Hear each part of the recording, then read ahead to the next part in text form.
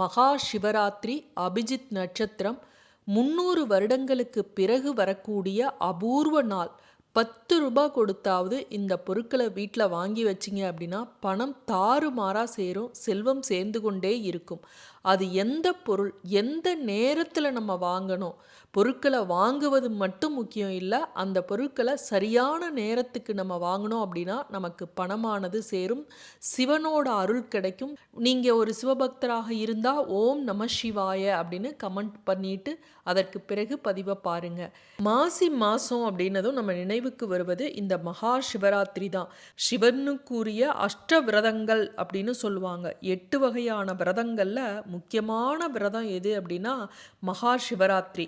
இந்த மகா சிவராத்திரி நாளில் 4 கால பூஜையும் நம்ம வழிபாடு செஞ்சோம் அப்படின்னா, சிவன் கோவிலுக்கு போய் செஞ்சோம் அப்படின்னா சிவனோட அருள் கிடைக்கும்.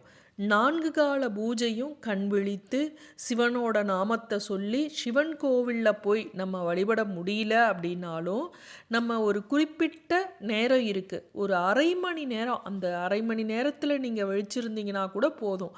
அந்த நேரத்தில் நீங்கள் சிவனோட நாமத்தை சொல்லி சிவன் கோவிலில் வழிபாடு செஞ்சீங்க, இல்லை இல்லத்திலேயே விளக்கேற்றி வைத்து சிவனை வழிபாடு செஞ்சீங்க அப்படின்னா சிவனோட அருள் முழுமையாக உங்களுக்கு கிடைக்கும்.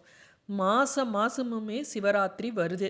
அதாவது பௌர்ணமி முடிஞ்சு தேய்பிறை சதுர்தசி திதியில் ஒவ்வொரு மாதமும் சிவராத்திரி வருது. ஆனால் நம்ம அதற்கு முக்கியத்துவம் தருவதில்லை. ஆனால் இந்த மாசி மாதத்தில் வரக்கூடிய மகா சிவராத்திரி அன்று சிவனோட அருள் கிடைக்குது, பிரபஞ்ச சக்தி முழுமையாக கிடைக்குது. இந்த நாளில் நம்ம சிவனை கண் விழித்து இரவு முழுவதும் சிவநாமத்தை சொல்லி கொண்டு இருந்தோம் அப்படின்னா இந்த பிரபஞ்ச சக்தியும் சிவனோட சிவகடாட்சமும் நமக்கு கண்டிப்பாக பரிபூர்ணமாக நமக்கு கிடைக்கும்.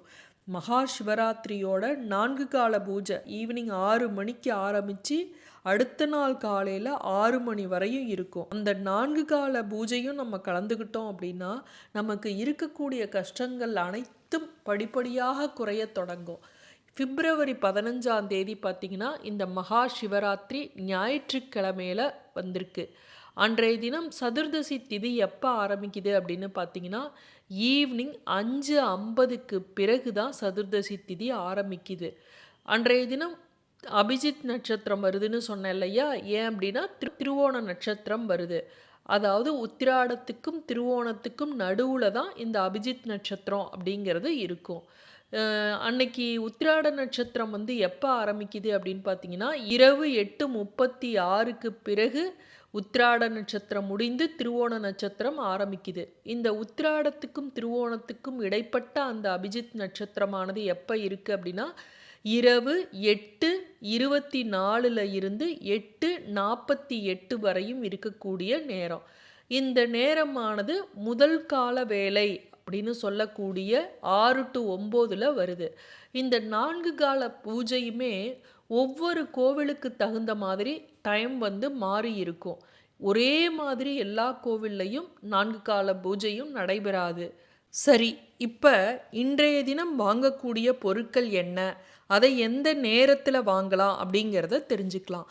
ஈவினிங் 5:50க்கு பிறகு தான் சதுர்தசி திதி ஆரம்பிக்குது. அதனால் ஈவினிங் 5:50க்கு பிறகு நீங்கள் இதில் இருக்கக்கூடிய பொருட்களை வாங்குங்க. ஈவினிங் என்னால் வாங்க முடியாது, கோவிலுக்கு போயிடுவேன் அப்படிங்கிறவங்க இதில் இருக்கக்கூடிய ஒரே ஒரு பொருளாவது அந்த நேரத்தில் வாங்குங்க. ஈஸியாக மளிகை கடையில் கிடைக்கக்கூடிய பொருட்களும் நான் இதில் சொல்லியிருக்கேன். அதில் ஒரு பொருள் நீங்கள் வாங்கினீங்கன்னா கூட போதும். மற்ற பொருட்களை நீங்கள் காலையில் எப்போ வேணுனாலும் வாங்கலாம். இந்த ராவு காலம் 4:30 to 6 ஈவினிங் அந்த நேரத்தில் வாங்காதீங்க. யமகண்டம் மதியம் 12 to 1:30 அந்த நேரத்துலையும் இதில் சொல்லப்பட்டுள்ள பொருட்களை வாங்காதீங்க. மற்றபடி எந்த நேரத்தில் வேணுனாலும் நீங்கள் பொருட்களை வாங்கலாம். ஈவினிங் 5:50க்கு பிறகு வாங்கினோம் அப்படின்னா மிகச்சிறப்பான பலனை நமக்கு தரும். இன்றைய தினம் திருவோண நட்சத்திரமாகவும் இருக்குது. அதாவது அபிஜித் நட்சத்திரமும் வருது. பெருமாளுக்கு மிக மிக உகந்த நாள் அது.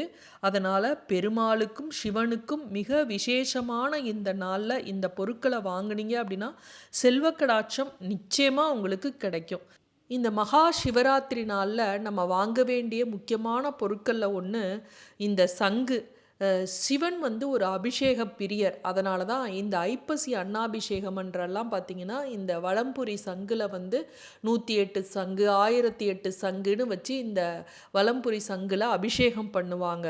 சிவனுக்கு மிகவும் பிரியமான ஒரு பொருள் இந்த வலம்புரி சங்குல தண்ணி வச்சு அந்த தீர்த்தத்தை தண்ணியை வந்து அவருக்கு அபிஷேகம் பண்ணுவது. அதனால் வீட்டில் சங்கு இல்லாதவங்க இந்த வலம்புரி சங்கு வீட்டில் வாங்கி வைங்க. அது மட்டும் இல்லாமல் இன்றைய தினம் அபிஜித் நட்சத்திரமாக இருக்கு. அதனால் சிவனுக்கும் பெருமாளுக்கும் மிகவும் விசேஷமான ஒரு பொருட்களில் ஒன்று அப்படின்னு பார்த்தீங்கன்னா இந்த சங்கு. அதனால் கட்டாயமாக இன்றைய தினம் சங்கு இல்லாதவங்க சங்கு வாங்கி வீட்டில் வைங்க. சரி, அடுத்த பொருள் என்ன அப்படின்னு பார்த்தீங்கன்னா, சிவனுக்கு மிக விசேஷமான முதன்மையான ஒரு பொருள் அப்படின்னா உத்ராட்சம். இந்த உத்ராட்சத்தை வாங்கி போடணும்னு ஆசை, போடவே முடியல அப்படின்னு நினைக்கிறவங்க, வீட்டில் இல்லை அப்படின்னு இருக்கிறவங்க இந்த உத்ராட்சத்தை இன்றைய தினம் வாங்கி வீட்டில் வைங்க.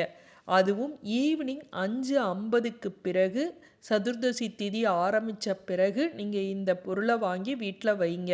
கோவிலுக்கு போகிறீங்க அப்படின்னா கோவிலில் அந்த கடைகளில் விற்றது அப்படின்னாலும் அங்கே வாங்கி உங்கள் பர்ஸில் வச்சுக்கிட்டீங்க அப்படின்னாலும் அதற்கு பிறகு நீங்கள் வீட்டுக்கு கொண்டுட்டு வந்தீங்க அப்படின்னாலும் ரொம்ப நல்லது. அடுத்தது பார்த்தீங்கன்னா விபூதி. விபூதி வந்து சிவனுக்கு மிக விசேஷமான ஒரு பொருள். இந்த விபூதியை வந்து நீங்கள் ஒரு பாக்கெட் வாங்கி வீட்டுக்கு கொண்டுட்டு வாங்க, ஒரு பாக்கெட் வாங்கி கோவிலுக்கு கொடுங்க.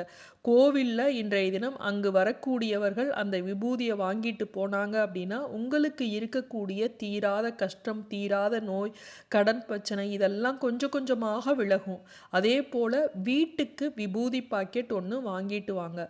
விபூதி வாங்கிட்டு வரும்போது வெறும் விபூதியை வாங்கிட்டு வராதீங்க. அது கூட ஒரு குங்குமம் சின்ன பாக்கெட் வாங்கிட்டு வந்தாலும் சரி.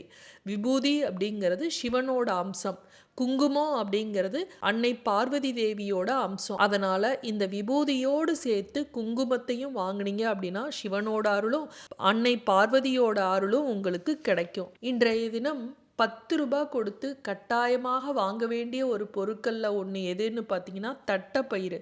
மகா சிவராத்திரி அன்று இந்த தட்டைப்பயிரை 10 ரூபாய் கொடுத்து வாங்கி வீட்டில் வைங்க. அது சாமிக்கு நெய்வேத்தியமாக வீட்டில் வச்சு வழிபடுங்க.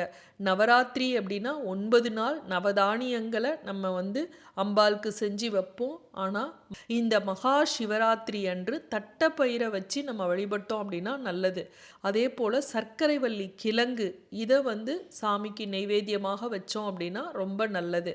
அடுத்தது இன்றைய தினம் நம்ம வாங்க வேண்டிய பொருட்களில் ஒன்று வில்வம், அடுத்தது வன்னி இலை. இந்த 2ல் எது கிடைச்சாலும் சரி உங்கள் வீட்டில் கொண்டுட்டு வந்து வீட்டில் இருக்கக்கூடிய குலதெய்வ படத்துக்கு சிவனோட படத்துக்கு வைங்க. நான் சொன்ன பொருட்களில் 2-3 பொருளாவது நீங்கள் வாங்கினீங்க அப்படின்னா சிவனோட அருள் உங்களுக்கு முழுமையாக கிடைக்கும். மீண்டும் அடுத்த காணொளியில் சந்திக்கும் வரை நன்றி, வணக்கம்.